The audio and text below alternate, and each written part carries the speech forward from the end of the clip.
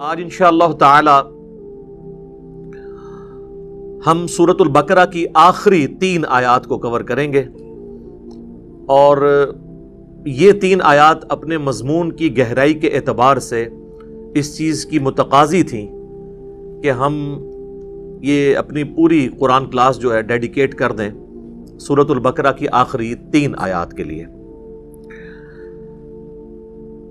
میرے بھائیو، صحیح مسلم میں ایک حدیث ہے کہ اللہ کے محبوب صلی اللہ علیہ وآلہ وسلم کی خدمت میں ایک دفعہ سیدنا جبرائیل علیہ الصلاۃ والسلام بیٹھے ہوئے تھے، تو اچانک انہوں نے اوپر ایک زوردار آواز سنی، تو اپنا سر آسمان کی طرف اٹھایا اور عرض کیا کہ یا رسول اللہ صلی اللہ علیہ وآلہ وسلم، آج آسمان کا ایک ایسا دروازہ کھولا گیا ہے جو آج سے پہلے کبھی نہیں کھلا، اور اس میں سے ایک فرشتہ نازل ہوا ہے جو آج سے پہلے کبھی بھی دنیا میں نازل نہیں ہوا۔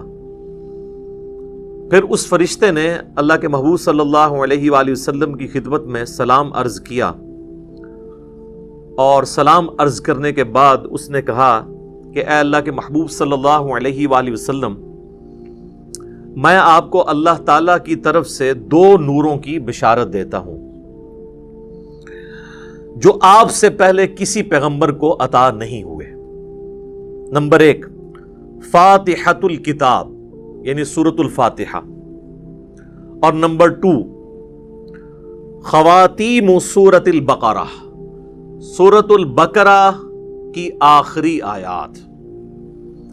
اب یہاں پہ عربی کا جو ورڈ استعمال ہوا ہے وہ خواتیم ہے، اور عربی میں جمع کم از کم 3 سے شروع ہوتی ہے۔ عربی میں واحد ہے، اس کے بعد تثنیہ ہے، اور پھر جمع، جیسا کہ مشرق یہ سنگولر کا صیغہ ہے، اور مشرقین 2 مشرقیں، اور مشارق 3 یا 3 سے زیادہ مشرقیں۔ تو یہ خواتین کا لفظ استعمال ہوا ہے، یعنی ایٹ لیسٹ 3 آیات۔ تو یہ واحد حدیث ہے جس میں سورۃ البقرہ کی آخری 3 آیات کا ذکر آیا ہے، جو آج ہم نے کور کرنی ہے، للہ ما فی السماوات وما فی الارض سے لے کر آن ورڈ اینڈ تک۔ اس میں آگے الفاظ یہ بھی ہیں کہ جو شخص بھی سورۃ الفاتحہ یا سورۃ البقرہ کی آخری 3 آیات پڑھے گا تو اللہ تعالیٰ سے جو کچھ مانگ رہا ہے وہ اس کو اللہ تعالیٰ عطا فرما دے گا۔ تو وہ تو بڑی بہترین دعائیں ہیں، چاہے سورۃ الفاتحہ ہو یا سورۃ البقرہ کی آخری 3 آیات، وہ دعائیں بھی ہیں، تجدید ایمان بھی ہے، ہر حوالے سے اہم ترین آیات ہیں۔ ان آیات کو پڑھنے کی روٹین بنائیں، اور چونکہ بخاری مسلم میں الفاظ ہیں کہ جو رات کے وقت میں پڑھ لے گا اسے ہر چیز سے کفایت کریں گی، تو رات کی ڈیفینیشن شریعت کے اندر مغرب کے بعد رات شروع ہو جاتی ہے، غروب آفتاب کے ساتھ ہی۔ اسی لیے سورۃ البقرہ میں آیا نا کہ روزے کو رات ہونے تک مکمل کرو، تو رات شریعت میں غروب آفتاب کے بعد سٹارٹ ہو جاتی ہے، کیونکہ چاند بھی آپ دیکھیں اگلے مہینے کا سٹارٹ جو ہے وہ رات کے وقت چاند نظر آ جاتا ہے، مغرب کے فوراً بعد ہی۔ پہلی کا چاند تھوڑی دیر کے لیے نظر آتا ہے مغرب کے فوراً بعد، تو مغرب کے بعد بھی آپ ان آیات کو پڑھ سکتے ہیں، عشاء کے بعد بھی پڑھ سکتے ہیں، رات کو سونے سے پہلے بھی پڑھ سکتے ہیں۔ اس کی روٹین بنائیں اور اسے کبھی سکپ نہ ہونے دیں۔ کوئی مشکل وظیفہ نہیں ہے، سارے وظائف کے اوپر بھاری ہے یہ وظیفہ، اور کچھ عرصہ آپ اپنی روٹین بنائیں گے تو آپ کو یہ خود بخود زبانی یاد ہو جائیں گی، آپ کو کوئی اس کے لیے محنت نہیں کرنی پڑے گی۔ آخری 3 آیات کا وظیفہ بنا لیں، للہ ما فی السماوات وما فی الارض۔ ویسے عموماً پبلک کے اندر تو جتنی بھی احادیث مشہور ہیں وہ آخری 2 آیات سے ریلیٹڈ ہیں، لیکن آج جو میں نے آپ کو صحیح مسلم کی ایک حدیث بتائی ہے نا،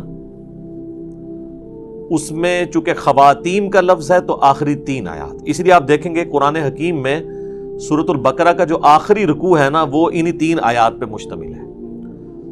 تو اب اپنی روٹین، اگر کوئی شخص آمن الرسول سے پڑھتا تھا تو وہ اس کو پیچھے لے کے آئے، للہ ما فی السماوات وما فی الارض، یہاں سے لے کے آن ورڈ اس کو پڑھنا شروع کریں۔ چند دن آپ پڑھیں گے تو خود بخود آپ کو یہ آیات زبانی یاد ہو جائیں گی، کوئی بیٹھ کے پوری انٹینشن کے ساتھ یاد نہیں کرنی پڑیں گی۔ اس کا آسان طریقہ یہ ہے کہ نماز مغرب یا نماز عشاء کے بعد مسجد سے نکلنے سے پہلے یا گھر میں سنتیں ادا کر رہے ہیں تو مصلی کو اٹھانے سے پہلے مصحف ہاتھ میں پکڑیں اور اسے ایک بار پڑھ لیں اپنی روٹین کے اندر۔ آج کل تو سمارٹ فون ہے، کوئی ایشو نہیں ہے، موبائل فون کھول کے بھی اس میں بھی پڑھا جا سکتا ہے۔ یہ وظیفہ ضرور اپنی زندگی کے اندر لے کر آئیں۔ اس میں آپ دیکھیں گے کہ سٹارٹ تو اللہ تعالیٰ کی تعریف کے ساتھ ہوا ہے، للہ ما فی السماوات و ما فی الارض۔ اس کے بعد کچھ کریٹیکل چیزیں ڈسکس ہوئی ہیں کہ اللہ تعالیٰ گرفت فرما سکتا ہے، جو کچھ تم دل میں چھپاتے ہو یا ظاہر کرتے ہو، کچھ بھی اعمال ہیں وہ اللہ تعالیٰ اس پہ گرفت کر سکتا ہے۔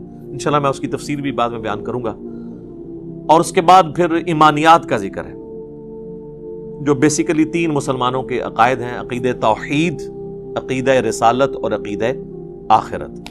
ان 3 عقائد کی تجدید ہے اس کے اندر۔ عموماً آپ نے دیکھا ہوگا نا، لوگ کہتے ہیں رات کو مرنے سے پہلے جی آپ نے جو ہے نا وہ تجدید ایمان کرنی ہے۔ ظاہر ہے موت ہی ہے نا، نیند۔ صحیح بخاری میں حدیث ہے کہ آپ رات کو سوتے ہوئے کیا دعا مانگتے ہیں؟ اللہم بِاسْمِکَ اموت و احیا، اے اللہ میں تیرے نام کے ساتھ مرتا اور جیتا ہوں۔ تو وہ آپ مر رہے ہوتے ہیں۔ سورہ الزمر کے اندر بھی اللہ تعالیٰ نے فرمایا کہ اللہ تعالیٰ جو ہے وہ رات کو تمہارے نفس کو قبض فرما لیتا ہے، اور جس کی زندگی باقی ہوتی ہے اس کی روح واپس بھیج دیتا ہے، اور جس کو اللہ تعالیٰ نے موت دینی ہوتی ہے اس کی اپنے پاس روک لیتا ہے۔ اچھا، پھر صحیح بخاری میں جو سو کر اٹھنے کی دعا ہے وہ کیا ہے؟ الحمدللہ الذی احیانا بعد ما اماتنا۔ تمام تعریفیں اس اللہ کے لیے ہیں کہ جس نے مرنے کے بعد ہمیں دوبارہ زندہ کیا، کیونکہ موت اور نیند یہ دونوں بہنیں ہیں۔ تو رات کو مرنے سے پہلے یا سونے سے پہلے آپ دیکھتے ہیں کئی لوگ ہیں رات کو سوتے ہیں اٹھتے ہی نہیں صبح۔ تو رات کو سونے سے پہلے ایٹ لیسٹ ایک دفعہ تجدید ایمان کا موقع مل جاتا ہے کہ ہم اپنے ایمان کو ریپیٹ کر لیں۔ اگر دن میں کوئی غلطی سے زبان سے کلمات نکل گئے تو اللہ تعالیٰ کے حضور اپنا ایمان دوبارہ سے رینیو کروا لیں، اور وہی یہ دعائیں ہیں۔ آمن الرسول بما انزل الیہ من ربہ والمؤمنون کل آمن باللہ وملائکتہ وکتبہ ورسلہ۔ یہ ساری معنیات ہیں۔ اس کے بعد دعائیں ہیں اللہ تعالیٰ سے، اور پھر سورۃ البقرہ کا اینڈ ہوتا ہے۔ اب اللہ کا نام لے کر ہم سورۃ البقرہ کی یہ جو آخری 3 آیات ہیں جی، ان کی تفسیر بھی تھوڑی سی کر لیتے ہیں۔ کچھ اس میں مضمون ہیں جو مشکل ہیں، میں اس کو کور کروں گا اللہ کی توفیق سے۔ تو اپنے مصحف اپنے سامنے رکھ لیں۔ اعوذ باللہ من الشیطان الرجیم، بسم اللہ الرحمن الرحیم۔ للہ ما فی السماوات وما فی الارض، اللہ ہی کا ہے جو کچھ آسمانوں میں ہے اور جو کچھ زمین میں۔ اس کائنات کی بادشاہت بھی اللہ کی ہے، اور اس کائنات کو چلانے والا بھی اللہ ہے۔ اب چونکہ سورۃ البقرہ کنکلوڈ ہو رہی ہے، اور جب بھی صورتیں کنکلوڈ ہوتی ہیں اپنی اینڈنگ کی طرف جاتی ہیں تو اکثر اوقات انہی الفاظ کے ساتھ اللہ تعالیٰ اپنی تعریف کو بیان فرماتا ہے۔ وَإِن تُبْدُوا مَا فِي أَنفُسِكُمْ، اور اگر تم ظاہر کرو جو کچھ تمہارے جی کے اندر ہے، أَوْ تُخْفُوهُ، یا اسے چھپا لو، يُحَاسِبْكُمْ بِهِ اللَّهُ، اللہ تعالیٰ اس کے اوپر بھی حساب لے گا۔ یہ بہت خطرناک معاملہ ہے میرے بھائیوں۔ یہ قرآن حکیم میں ایک ایسا مقام ہے جہاں پر اللہ تعالیٰ نے دل کے گناہ کے اوپر گرفت کرنے کا بھی اندیا دیا ہے۔ یہ چند آیات میں سے ہے جو قرآن حکیم میں جن کی تفسیر بڑی مشکل ہے، اور اس کے بارے میں کافی اختلاف پایا جاتا ہے۔ اب بخاری مسلم کی کئی احادیث ہیں، مثلاً بخاری اور مسلم دونوں میں ایک حدیث ہے کہ اللہ کے محبوب صلی اللہ علیہ وآلہ وسلم نے فرمایا کہ اللہ تعالیٰ نے میری امت سے جو دل میں آنے والے خیالات ہیں نا ان سے درگزر فرما دیا ہے، جب تک کہ وہ اس پر عمل نہ کر لیں یا اس کو اپنی زبان پر نہ لے آئیں. یعنی جو وسوسہ دل میں آیا، گناہ کا وسوسہ یا بدعقیدگی یا کیسی بھی چیز، کوئی شیطانی بات، جب تک اسے ایگزیکیوٹ نہیں کر لیتے پریکٹیکلی یا اپنی زبان پر نہیں لے آتے، تو اللہ تعالیٰ نے میری امت سے اس کو درگزر فرما دیا ہے. اب یہ حدیث بخاری میں بھی ہے اور مسلم میں بھی. ظاہر ایک مضبوط حدیث ہے، ٹاپ آف دا لسٹ 2 کتابوں کے اندر ہے. تو اس حدیث کی بنیاد پہ بعض مفسرین کا خیال ہے کہ یہ آیت ہی منسوخ ہے قرآن کی، کہ جی اللہ تعالیٰ دل میں آنے والے گناہوں کے اوپر بھی گرفت فرما سکتا ہے، کیونکہ حدیث میں جو آ گیا کہ اللہ نے معاف کر دیا ہے، لہذا یہ آیت منسوخ ہے. حالانکہ ہمیں کوئی حدیث اس بات پہ مجبور نہیں کرتی کہ ہم قرآن کی کسی آیت کو منسوخ مانیں، اور اس میں بڑے بڑے مفسرین نے ٹھوکر کھائی ہے، پرانے بزرگوں میں سے بھی اور آج کل کے بھی. میں نے اس کے اوپر کافی غور و تفکر کیا تو میں اس نتیجے پہ پہنچا کہ یہ قرآن حکیم کے ساتھ علمی خیانت کے مترادف ہے اگر کوئی شخص اس آیت کو ان احادیث کی بنیاد کے اوپر منسوخ مانتا ہے، کیونکہ کئی اور احادیث ہیں جن میں ہمارے پاس وہ رزلٹ بھی نکلتا ہے جو اس آیت کے اندر بیان ہوا ہے. تو میں کوشش کروں گا کہ میں اس کو بریف کروں اس حوالے سے کہ یہ جو دل کا اللہ تعالیٰ نے معاملہ گرفت کے اعتبار سے بیان کیا ہے، اس کے کیا معنی ہو سکتے ہیں.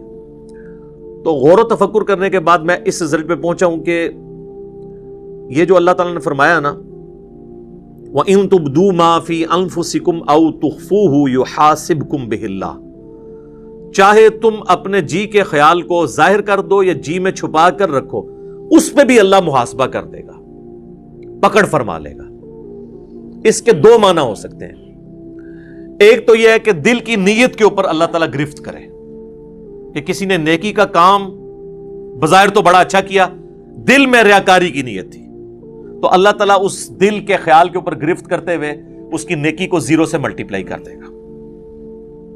تو یہ تو مسلمانوں کا اجماعی عقیدہ ہے کہ ایسا ہی ہوگا. اور دوسرا معنی یہ ہے کہ دل میں آنے والا ایسا وسوسہ جو جان بوجھ کر لایا جائے، یا کسی گناہ کا خیال اپنے دل میں جان بوجھ کر لایا جائے اور اس خیال کو لانے کے بعد اس کی پیروی کرتے ہوئے اس کی لذت دل میں محسوس کی جائے جان بوجھ کر، تو اس کے اوپر بھی گرفت ہوگی. یہ دونوں معنی اپنی جگہ درست ہیں. پہلے والا تو ہمیں پتہ ہی ہے، ریاکاری والا، بخاری اور مسلم دونوں میں حدیث ہے. بخاری کی پہلی حدیث یہی ہے، انما الاعمال بالنیات، اعمال کا دار و مدار نیتوں کے اوپر ہے. اور یہ نیک اعمال کے بارے میں ہے، برے اعمال کے بارے میں نہیں. برا عمل چاہے اچھی نیت سے بھی کیا جائے وہ گناہ ہی ہے.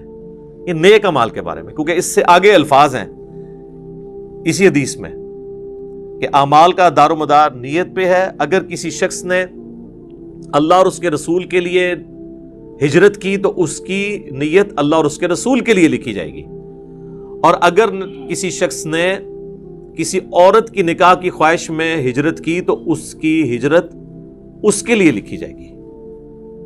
اگرچہ نکاح کی خواہش کوئی بری چیز نہیں ہے، لیکن اللہ تعالیٰ کہتا ہے کہ میرے اعتبار سے جو نیکی کرنی ہو پیورلی میرے لیے ہو.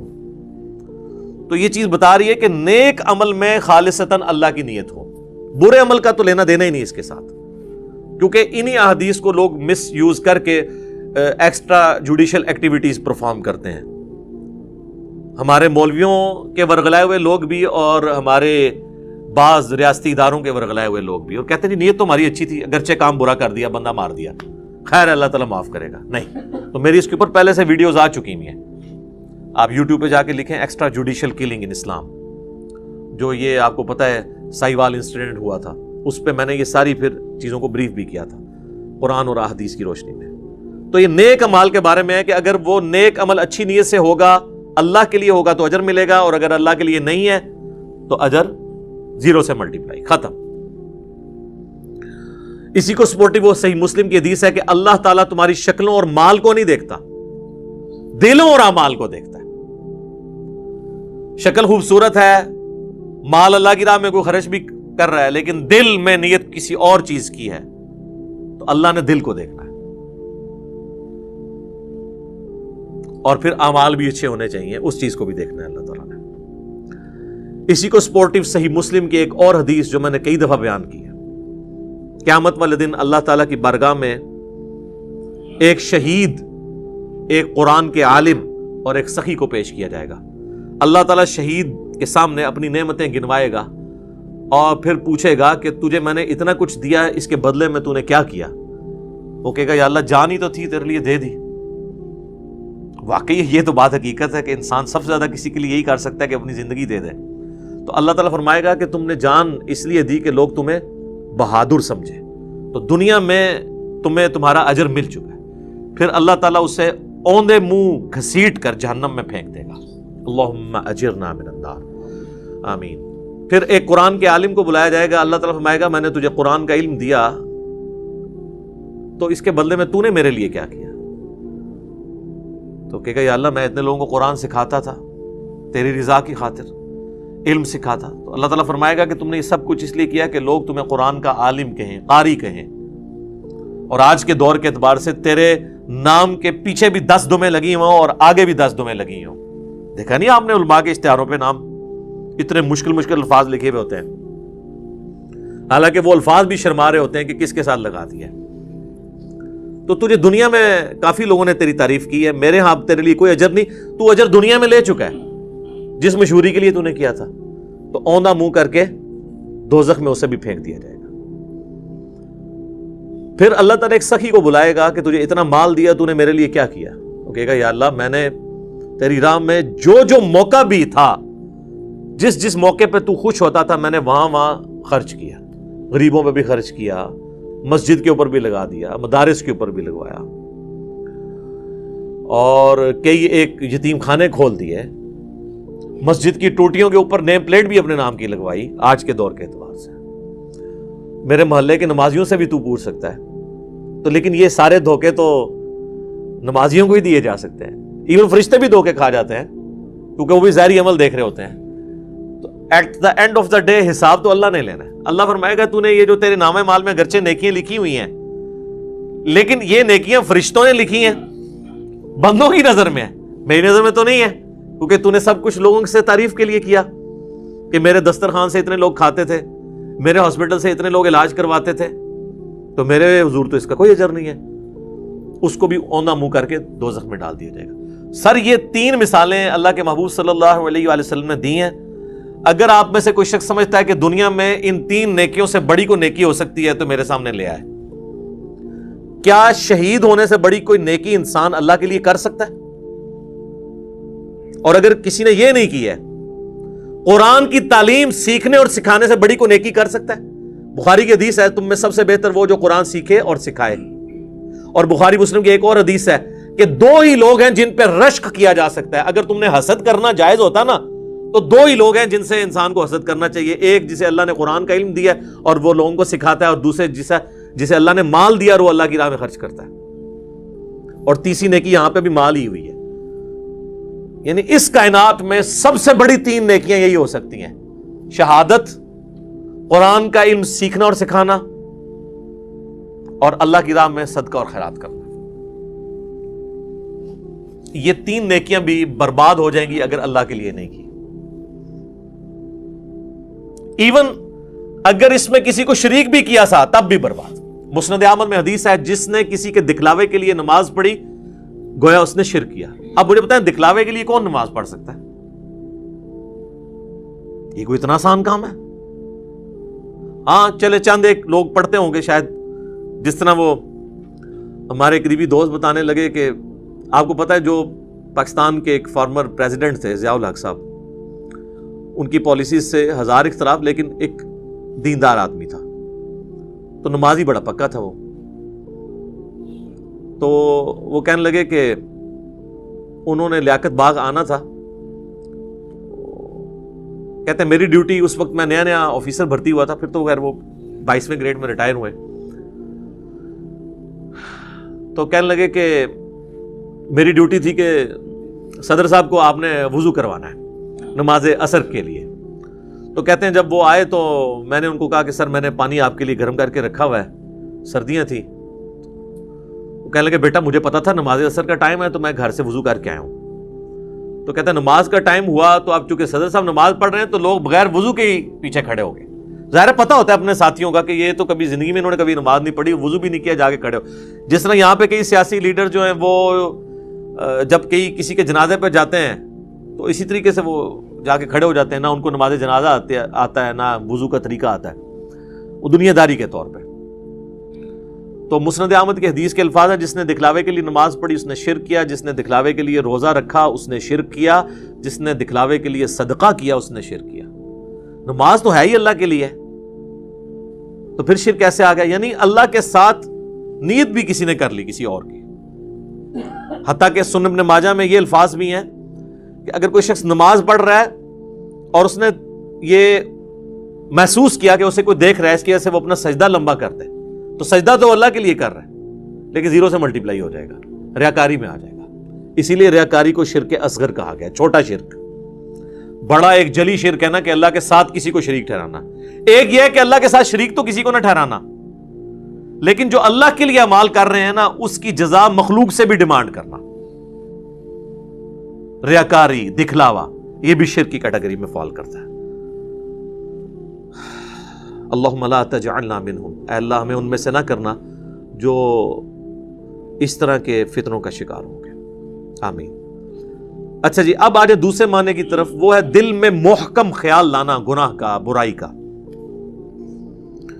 تو اس کو سپورٹیو وہ حدیث ہے، بخاری اور مسلم دونوں میں حدیث ہے کہ نبی صلی اللہ علیہ وآلہ وسلم نے فرمایا کہ آنکھ کا زنا دیکھنا ہے، کان کا زنا سننا ہے، ہاتھ کا زنا پکڑنا ہے، پاؤں کا زنا چل کر جانا ہے، اور نفس یعنی دل تمنا کرتا ہے اور شرمگاہ اس کی تصدیق کرتی ہے۔ تو وہاں پہ نبی علیہ السلام نے ایک ایک جو عضو ہے نا اس کی برائی کا ذکر کیا اور نفس کا بھی ذکر کیا۔ اگر کسی نے برائی کا خیال جان بوجھ کر اپنے جی میں لا کر اس سے لذت حاصل کی تو فرشتوں کو تو نہیں پتا اس کا، لیکن اللہ کے حضور اس کی گرفت ہوگی، وَلِعَاذُ بِاللَّهِ تَعَالَى۔ اللہ کو کوئی نہیں پوچھ سکتا جی، سورۃ الانبیاء میں آیا نا لا یسأل عما یفعل وہم یسألون، اللہ کو کوئی نہیں پوچھ سکتا کہ اس نے کوئی کام کیوں کیا، اللہ ہر ایک کو پوچھ سکتا ہے وہم یسألون کہ تم نے یہ کام کیوں کیا۔ تو اللہ تعالیٰ دل کے خیالات کے اوپر بھی گرفت فرما سکتا ہے، وَلِعَاذُ بِاللَّهِ تَعَالَى۔ البتہ وہ حدیث اپنی جگہ ایک تسلی والی ہے بخاری اور مسلم میں کہ اللہ تعالیٰ نے میری امت سے دل کے خیالات کے اوپر درگزر فرما دیا ہے جب تک کہ اس پر عمل نہ کر لیں یا اس کو اپنی زبان پر نہ لے آئیں، یعنی دل میں آنے والے وسوسوں کو۔ لیکن اس کو بھی اسی اعتبار سے سمجھنا ہوگا کہ یہ بھی وسوسے وہ ہوں گے جو خود بخود آ جائیں، جو جان بوجھ کے لائے جاتے ہیں نا وہ سر اس کیٹیگری میں نہیں آئیں گے۔ بہرحال اللہ تعالیٰ کی رحمت کا ایک تقاضا بھی ہے، وَكَتَبَ رَبُّكُمْ عَلَى نَفْسِهِ الرَّحْمَةَ، جو سورۃ الانعام میں ہے کہ اللہ نے اپنے اوپر خود سے ایک چیز واجب کر لی ہے کہ میں ہر حال میں رحم ہی کروں گا، جو بخاری مسلم دونوں میں حدیث ہے کہ میری رحمت میرے عرش پہ، میں نے اپنے پاس ایک عبارت لکھ لی تھی مخلوق کی پیدائش سے پہلے کہ میری رحمت میرے غضب پر سبقت لے جانے والی ہے۔ یہ برابر بھی ہوتی نا تب بھی ہمارے لیے مصیبت ہو جاتی، اسی لیے کہتے ہیں نا کہ اللہ تعالیٰ سے عدل نہیں مانگنا چاہیے بلکہ اللہ تعالیٰ سے اس کا فضل مانگنا چاہیے۔ اللہم انی اسألک من فضلک ورحمتک، آمین۔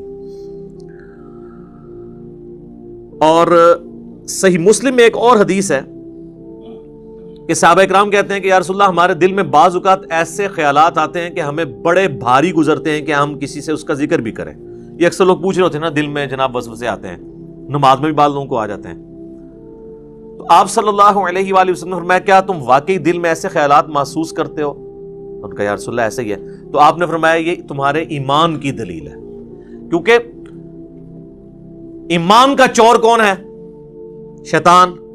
شیطان اسی دل پہ حملہ کرے گا جس میں ایمان موجود ہوگا۔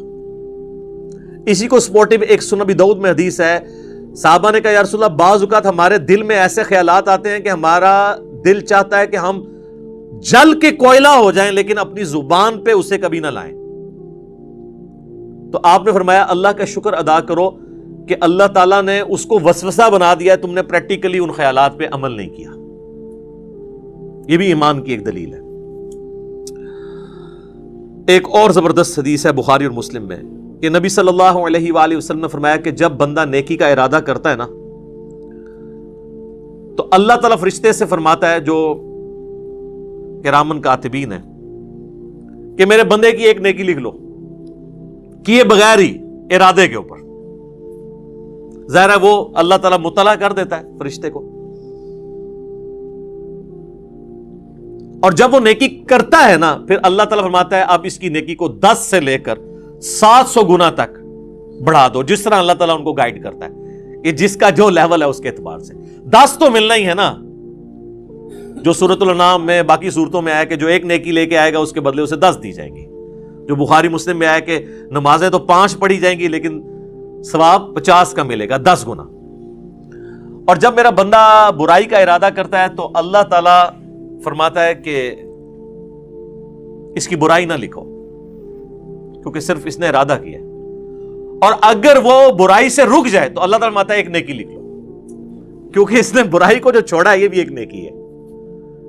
یہ ہے وہ وَكَتَبَ رَبُّكُمْ عَلَى نَفْسِهِ الرَّحْمَةِ، اور تمہارے رب نے اپنے اوپر خود سے واجب کر لیا ہے، یہ بات تقدیر میں لکھ دی ہے کہ میں نے ہر حال میں رحم ہی کرنا ہے. سبحان اللہ وبحمدہ سبحان اللہ العظیم. تو اور جب وہ برائی کرتا ہے تو پھر اللہ تعالیٰ فرماتا ہے کہ اس کے بدلے ایک ہی برائی لکھنا، نیکی کے بدلے 10، برائی کے بدلے 1. بخاری و مسلم میں ایک اور حدیث ہے کہ شیطان انسان کے جسم میں خون کی طرح گردش کرتا ہے. اور مسلم شریف میں حدیث ہے کہ ہر انسان کے ساتھ ایک جن ہے شیطان، چونکہ شیطان جنات میں سے نا، جو اسے برائی کی طرف بلاتا ہے، اور ایک فرشتہ ہے جو اسے اچھائی کی طرف بلاتا ہے. تو صحابہ نے جرأت کر کے پوچھا یا رسول اللہ آپ کے ساتھ بھی؟ تو آپ فرمایا ہاں میرے ساتھ بھی، لیکن اللہ تعالیٰ نے میرے ساتھ جو جن اٹیچ تھا اسے میرا مطیع کر دیا، اب وہ نیکی کے کاموں میں میری مدد ہی کرتا ہے، یعنی وہ بھی مجھے نیکی کی طرف لگاتا ہے. یہ پروٹوکول صرف پیغمبروں کا ہے. ما ضل صاحبکم وما غوا، تمہارے نبی نہ کبھی بہکے ہیں نہ کبھی بہرا چلے ہیں. صحیح مسلم میں ایک اور حدیث ہے کہ ایک صحابی نے حضور کو شکایت کی کہ یا رسول اللہ میں نماز پڑھتا ہوں تو مجھے برے برے خیالات آتے ہیں، وسوسے آتے ہیں.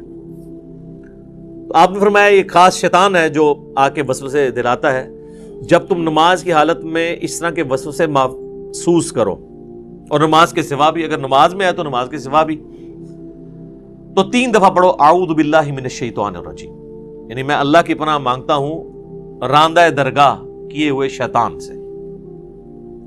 اور اپنے بائیں طرف 3 دفعہ تھوک دو.